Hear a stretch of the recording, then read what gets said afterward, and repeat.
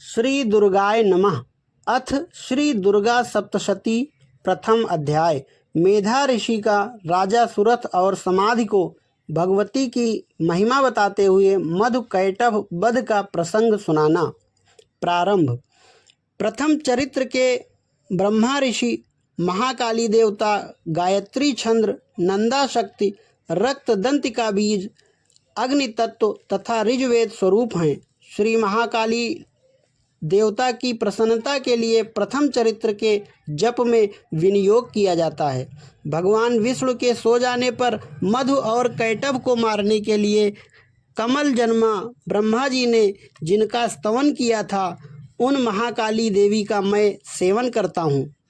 वे अपने 10 हाथों में खड्ग, चक्र, गदा, बाण, धनुष, परिघ, शूल, भुषुंड, मस्तक और शंख धारण करती हैं। उनके 3 नेत्र हैं। वे समस्त अंगों में दिव्य आभूषणों से विभूषित हैं।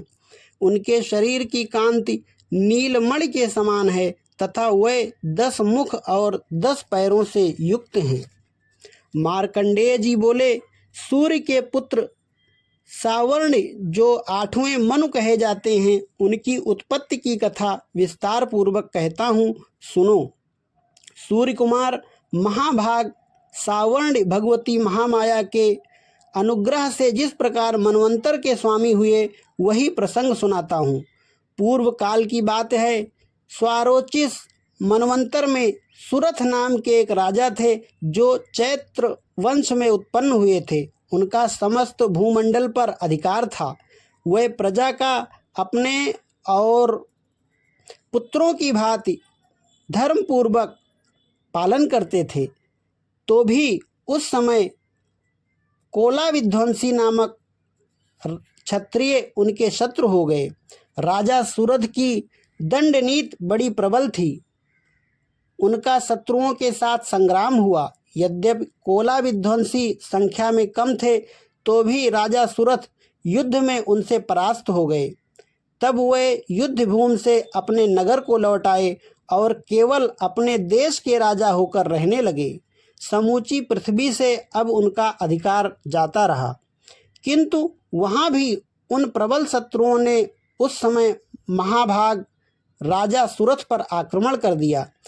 राजा का बल क्षीण हो चला था, इसलिए उनके दुष्ट, बलवान एवं दुरात्मा मंत्रियों ने वहाँ उनकी राजधानी में भी राजकीय सेना और खजाने को हथिया लिया।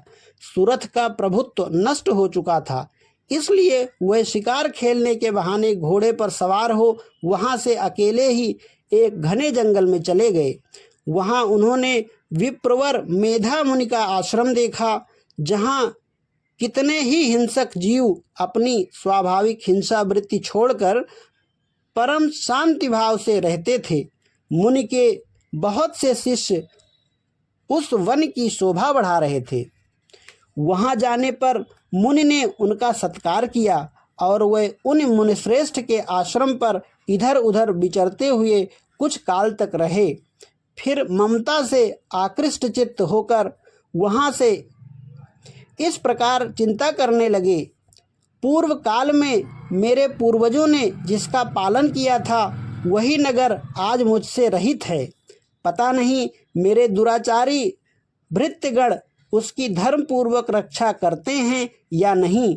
जो सदा मद की वर्षा करने वाला और सूरवीर था, वह मेरा प्रधान हाथी अब शत्रुओं के अधीन होकर ना जाने किन भोगों को भोगता होगा।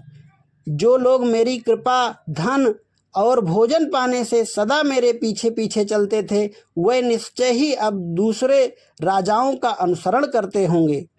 उन अपव्ययी लोगों के द्वारा सदा खर्च होते रहने के कारण अत्यंत कष्ट से जमा किया हुआ मेरा वह खजाना खाली हो जाएगा। ये तथा और भी कई बातें राजा सुरथ निरंतर सोचते रहते थे। एक दिन उन्होंने वहाँ विप्रवर मेधा के आश्रम के निकट एक वैश्य को देखा और उससे पूछा, भाई तुम कौन हो? यहाँ तुम्हारे आने का क्या कारण है? तुम क्यों शोकग्रस्त और अनमने से दिखाई देते हो? राजा सुरथ का यह प्रेम पूर्वक कहा हुआ वचन सुनकर वैश्य ने विनीत भाव से उन्हें प्रणाम करके कहा। वैश्य बोला, राजन, मैं धनियों के कुल में उत्पन्न एक वैश्य हूँ। मेरा नाम समाधि है। मेरे दुष्ट स्त्री पुत्रों ने धन के लोभ से मुझे घर से बाहर निकाल दिया है। मैं इस समय धन, स्त्री और पुत्रों से वंचित हूँ। मेरे विश्वसनीय बंधुओं ने मेरा ही धन लेकर मुझे दूर कर दिया है। इसलिए दुखी होकर मैं वन में चले आया हूँ। यहाँ रहकर मैं इस बात को नहीं जानता कि मेरे पुत्रों की, स्त्री की और स्वजनों की कुशल है या नहीं। इस समय घर में वे कुशल से रहते हैं अथवा उन्हें कोई कष्ट है। वे मेरे पुत्र कैसे हैं? क्या वे सदाचारी हैं अथवा दुराचारी हो गए हैं? राजा ने पूछा, जिन लोभी स्त्री पुत्र आदि ने धन के कारण तुम्हें घर से निकाल दिया, उनके प्रति तुम्हारे चित्त में इतना स्नेह बंधन क्यों है? वैश्य बोला, आप मेरे विषय में जैसी बात कहते हैं वह सब ठीक है, किंतु क्या करूं, मेरा मन निष्ठुरता नहीं धारण करता। जिन्होंने धन के लोभ में पड़कर पिता के प्रति स्नेह, पति के प्रति प्रेम तथा आत्मीय जन के प्रति अनुराग को तिलांजलि दे मुझे घर से निकाल दिया है, उनके प्रति मेरे हृदय में इतना स्नेह है। महामते, गुणहीन बंधुओं के प्रति भी जो मेरा चित्त इस प्रकार प्रेममग्न हो रहा है, यह क्या है? इस बात को मैं जानकर भी नहीं जान पाता। उनके लिए मैं लंबी सांसें ले रहा हूँ और मेरा हृदय अत्यंत दुखित हो रहा है। उन लोगों में प्रेम का सर्वथा अभाव है, तो भी उनके प्रति जो मेरा मन निष्ठुर नहीं हो पाता, इसके लिए क्या करूं? मार्कंडेय जी कहते हैं, ब्राह्मण तदंतर राजाओं में श्रेष्ठ सुरथ और वह समाधि नामक वैश्य दोनों साथ साथ मेधा मुनि की सेवा में उपस्थित हुए और उनके साथ यथा योग्य न्यायानुकूल विनयपूर्ण बर्ताव करके बैठे। तत्पश्चात वैश्य और राजा ने कुछ वार्तालाप आरंभ किया। राजा ने कहा, भगवान, मैं आपसे एक बात पूछना चाहता हूँ, उसे बताइए। मेरा चित्त अपने अधीन न होने के कारण वह बात मेरे मन को बहुत दुख देती है। जो राज्य मेरे हाथ से चला गया है, उसमें और उसके संपूर्ण अंगों में मेरी ममता बनी हुई है। मुनिश्रेष्ठ, यह जानते हुए भी कि वह अब मेरा नहीं है, अज्ञानी की भांति मुझे उसके लिए दुख होता है। यह क्या है? इधर यह वैश्य भी घर से अपमानित होकर आया है। इसके पुत्र, स्त्री और भृत्यों ने इसे छोड़ दिया है। स्वजनों ने भी इसका परित्याग कर दिया है, तो भी यह उनके प्रति अत्यंत हार्दिक स्नेह रखता है। इस प्रकार यह तथा मैं दोनों ही बहुत दुखी हैं। जिसमें प्रत्यक्ष दोष देखा गया है, उस विषय के लिए भी हमारे मन में ममता जनित आकर्षण पैदा हो रहा है। महाभाग, हम दोनों समझदार हैं, तो भी हम में जो मोह पैदा हुआ है, यह क्या है? विवेक शून्य पुरुष की भांति मुझ में और इसमें भी यह मूढ़ता प्रत्यक्ष दिखाई देती है। ऋषि बोले, महाभाग, विषय मार्ग का ज्ञान सब जीवों में है, सब जीवों को है। इसी प्रकार विषय भी सबके लिए अलग अलग है। कुछ प्राणी दिन में नहीं देखते और दूसरे रात में ही नहीं देखते, तथा कुछ जीव ऐसे हैं जो दिन और रात में भी बराबर ही देखते हैं। यह ठीक है कि मनुष्य समझदार होते हैं, किंतु वे ही ऐसे नहीं होते। पशु, पक्षी और मृग आदि सभी प्राणी समझदार होते हैं। मनुष्यों की समझ भी वैसी ही होती है जैसी उन मृग और पक्षियों की होती है, तथा जैसी मनुष्यों की होती है वैसे ही उन मृग, पक्षी आदि की होती है। यह तथा अन्य बातें भी प्रायः दोनों में समान ही हैं।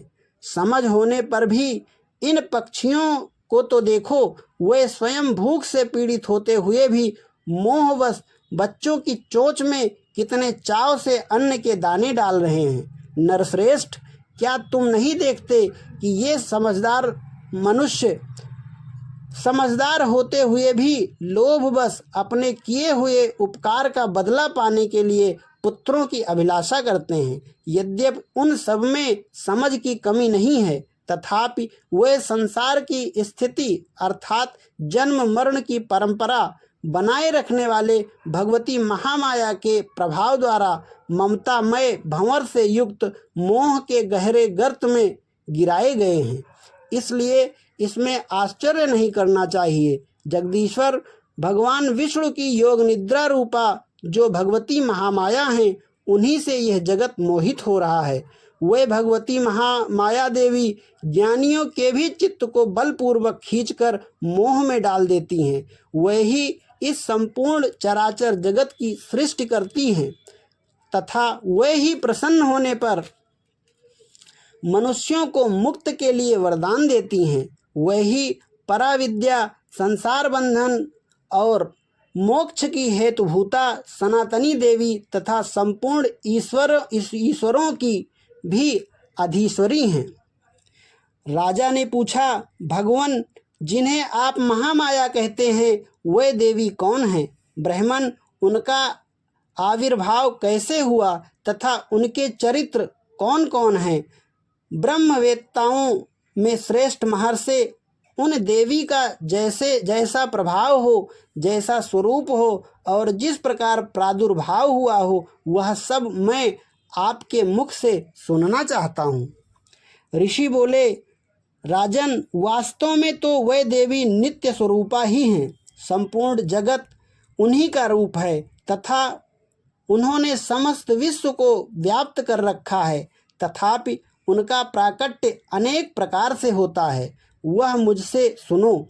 यद्यपि वे नित्य और अजन्मा हैं, तथापि जब देवताओं का कार्य सिद्ध करने के लिए प्रकट होती हैं, उस समय लोक में उत्पन्न हुई कहलाती हैं।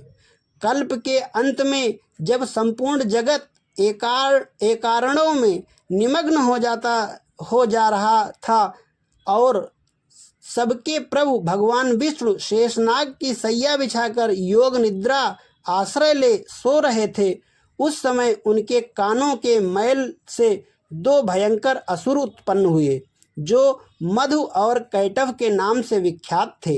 वे दोनों ब्रह्मा जी का वध करने के लिए को तैयार हो गए। भगवान विष्णु के नाभि कमल में विराजमान प्रजापति ब्रह्मा जी ने जब उन दोनों भयानक असुरों को अपने पास आया और भगवान को सोया देखा, तब एकाग्रचित होकर उन्होंने भगवान विष्णु को जगाने के लिए उनके नेत्रों में निवास करने वाली योग निद्रा स्तवन आरंभ किया, जो इस विश्व की अधीश्वरी, जगत को धारण करने वाली, संसार का पालन और संहार करने वाली तथा तेज स्वरूप भगवान विष्णु की अनुपम शक्ति हैं।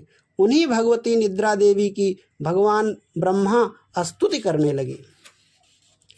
ब्रह्मा जी ने कहा, देवी, तुम ही स्वाहा, तुम ही स्वधा और तुम ही वसटकार हो। स्वर भी तुम्हारे ही स्वरूप हैं। तुम ही जीवनदायिनी सुधा हो।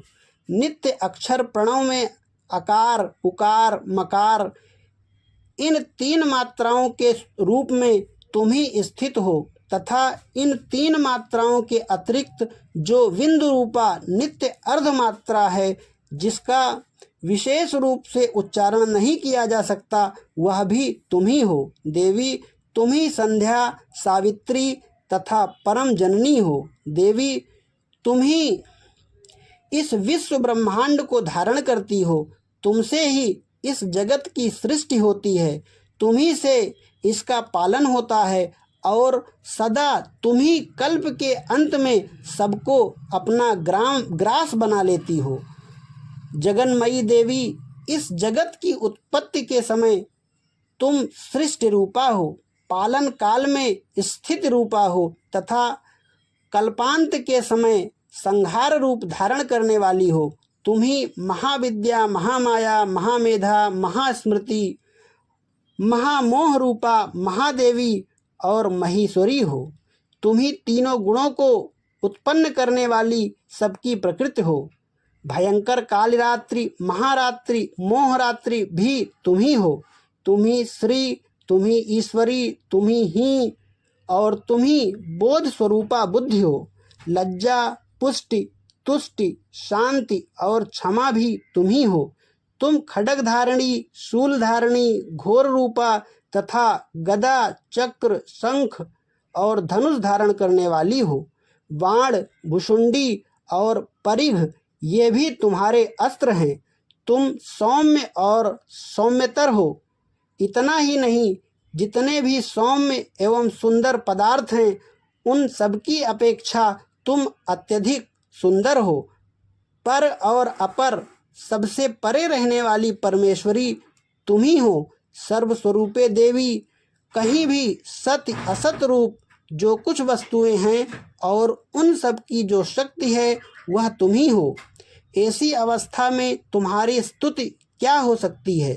जो इस जगत की सृष्टि, पालन और संहार करते हैं उन भगवान को भी जब तुमने निद्रा के अधीन कर दिया है तब तुम्हारी स्तुति करने में यहाँ कौन समर्थ हो सकता है। मुझको, भगवान शंकर को तथा भगवान विष्णु को भी तुमने ही धारण कराया है, अतः तुम्हारी स्तुति करने की शक्ति किसमें है। देवी, तुम तो अपने इन उदार प्रभावों से ही प्रशंसित हो। ये जो दोनों दुर्धर्ष असुर मधु और कैटभ हैं इनको मोह में डाल दो और जगदीश्वर भगवान विष्णु को शीघ्र ही जगा दो। साथ ही इनके भीतर इन दोनों महान असुरों को मार डालने की बुद्धि उत्पन्न कर दो। ऋषि कहते हैं, राजन, जब ब्रह्मा जी ने वहाँ मधु और कैटभ को मारने के उद्देश्य से भगवान विष्णु को जगाने के लिए तमोगुण की अधिष्ठाती देवी योग निद्रा की इस प्रकार स्तुति की, तब वे भगवान के नेत्र, मुख, नासिका, बाहु, हृदय और वक्षस्थल से निकलकर अव्यक्त जन्मा ब्रह्मा जी की दृष्टि से समक्ष खड़ी हो गई। योग निद्रा से मुक्त होने पर जगत के स्वामी भगवान जनार्दन उस एकारणव के जल में शेष नाग की सैया से जाग उठे। फिर उन्होंने उन दोनों असुरों को देखा। वे दुरात्मा मधु और कैटभ अत्यंत बलवान तथा पराक्रमी थे और क्रोध से लाल आंखें किए ब्रह्मा जी को खा जाने के लिए उद्योग कर रहे थे। तब भगवान श्री हरि ने उठकर उन दोनों के साथ 5000 वर्षों तक केवल बाहु युद्ध किया। वे दोनों भी अत्यंत बल के उन्मत्त हो रहे थे। इधर महामाया ने भी उन्हें मोह में डाल रखा था, इसलिए वे भगवान विष्णु से कहने लगे, हम तुम्हारी वीरता से संतुष्ट हैं, तुम हम लोगों से कोई वर मांगो। श्री भगवान बोले, यदि तुम दोनों मुझ पर प्रसन्न हो तो अब मेरे हाथ से मारे जाओ। बस इतना सा ही मैंने वर मांगा है, यहाँ दूसरे किसी वर से क्या लेना है।